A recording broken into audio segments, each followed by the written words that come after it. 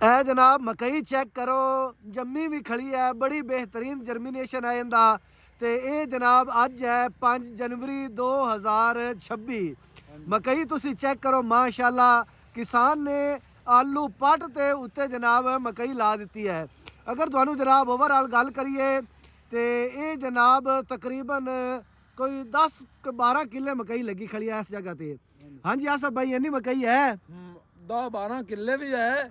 ਤੇ ਜਿਵੇਂ ਅੱਗੇ ਆਪਾਂ ਗੱਲ ਕਰਦੇ ਆਨੇ ਆ, ਤੁਸੀਂ ਬਿਆਨ ਦਿਓ ਵੀ ਇਹਦੀ ਤਾਂ 20 ਦੇ ਜਰਮੀਨੇਸ਼ਨ ਨਹੀਂ ਹਾਂ ਉਹ ਉੱਤੇ ਆ ਤੇ ਪਤਾ ਲੱਗਾ ਵੀ ਉਹ ਤਾਂ ਨਿਕਲੀ ਵੀ ਖੜੀ ਹੈ। ਇਹ ਕਿਸਾਨ ਨੇ ਯਾਰ ਹੈਰਾਨ ਨਹੀਂ ਕਰ ਦਿੱਤਾ ਵੀ ਇੰਨੀ ਜਲਦੀ ਮਕਈ ਮਰ ਜੰਮੀ ਵੀ ਖੜੀ ਹੈ, ਨਿਕਲੀ ਖੜੀ ਹੈ। ਉਹ ਤਾਂ ਪੱਤਰ ਹੋਏ ਖੜੇ ਨੇ ਬਾਬਾ ਜੀ। ਹਾਂ ਆ ਯਾਰ ਚੈੱਕ ਕਰੋ, ਦੋ ਪੱਤਰ ਜਨਾਬ ਇਹਦੇ ਮਕਈ ਦੇ ਹੋਏ ਖੜੇ ਨੇ। ਅਸੀਂ ਪਿਆਂ ਦੇ ਵੀ ਇਹ ਮਹੀਨਾ ਨਿਕਲਣੀ ਹੀ ਨਹੀਂ। तो तुसी चेक करो मोड़े किन्ने दे पहले लगी हो सी? बाबा जी बंदे बड़े काले ने। काले हैं कि नहीं? ना भी बंदे बड़े जड़ा मैं उन्हें देख लो आलू पट दे ना।